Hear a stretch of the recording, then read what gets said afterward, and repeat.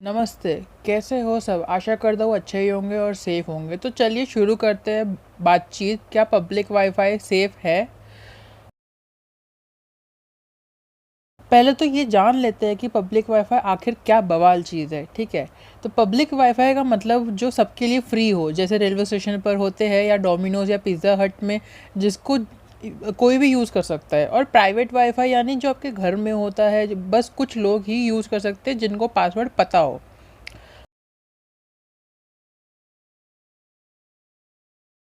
As a cyber security expert मैं तो यही कहूँगा कि पब्लिक वाईफाई बिल्कुल भी सेफ़ नहीं है। एक हद तक सेफ़ है, कैसे आगे बताऊँगा।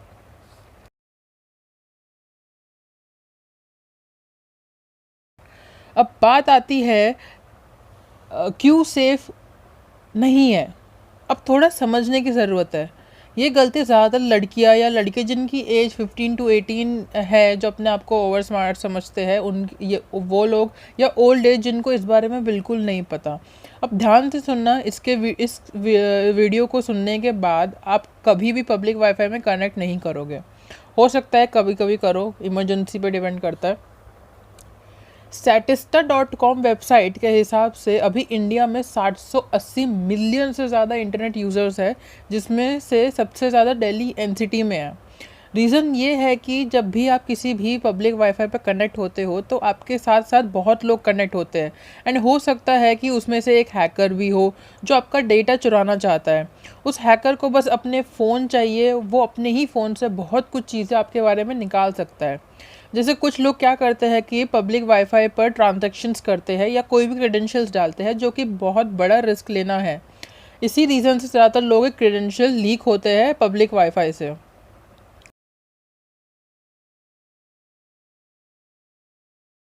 अब मैंने आपको रीज़न बता दिया, अब चलिए पॉइंट टू पॉइंट बात करते हैं, कुछ नुकसान और कुछ फ़ायदे के बारे में। पहले नुकसान जानते हैं। पहला, आपके personal details, bank details etcetera चीज़ें लीक हो सकती है। दूसरा, आपका कैमरा भी हैक हो सकता है, जिसकी वजह से आपकी पर्सनल पिक्चर्स या प्राइवेट पिक्चर्स भी लीक हो सकती है। तीसरा, पब्लिक वाईफाई पर उतनी सिक्योरिटी नहीं होती जितनी आपके प्राइवेट वाईफाई पर होती है। हैकर्स चौथा, हैकर्स अपने हॉटस्पॉट का नाम चेंज करके पब्लिक वाईफाई कर देंगे, जिससे लोग कनेक्ट करते करते जाएंगे और ख़तरा बढ़ेगा। पाँचवा, बहुत लो स्पीड आती है क्योंकि ढेर सारे लोग कनेक्ट करते हैं एक ही साथ में।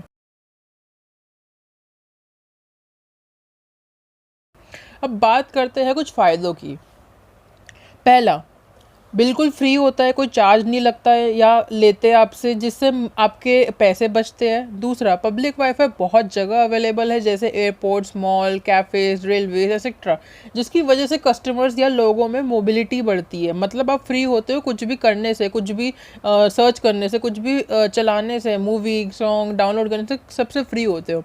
आपकी इमरजेंसी में हेल्प कर सकता है। फॉर एग्ज़ाम्पल, आप एयरपोर्ट पर हो एंड आपको लगा कि आप सेफ़ नहीं हो या कुछ उल्टा हो रहा है, तो आप अपनी लोकेशन पब्लिक वाईफाई से अपने किसी करीबी को भेज के इन्फॉर्म कर सकते हो। चौथा, पब्लिक वाईफाई 20 बिलियन डॉलर का कंट्रीब्यूट करता है इंडिया के जीडीपी में 2019 की रिपोर्ट के हिसाब से।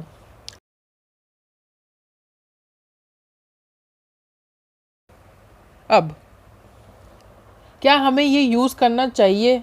हाँ, यूज़ करना चाहिए नॉर्मल काम के लिए, जैसे आप ब्राउज़र पे सर्च कर लिया, कुछ वीडियोज़ देख ली। अगर इंस्टाग्राम पर पहले इंस्टाग्राम, फ़ेसबुक जैसी जो सोशल मीडिया प्लेटफ़ॉर्म्स अगर पहले से ही लॉग्ड इन हो, तो उसको यूज़ कर सकते हो। बट अगर नहीं हो तो रिस्क मत लो लॉगिन करने का, क्योंकि पता नहीं हैकर किस पे नज़र रख रहा है, हो सकता है वो आप ही हो उसका टारगेट।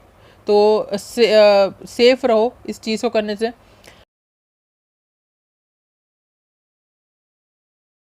किन बातों का ख्याल रखना चाहिए? कभी भी पब्लिक वाईफाई पर लॉगिन किसी भी चीज़ में ना करें, कभी भी ट्रांजैक्शन ना करें या ऑनलाइन परचेजेस ना करें, जिससे हैकर को मौका मिल जाए आपके पर्सनल डिटेल्स चुराने का।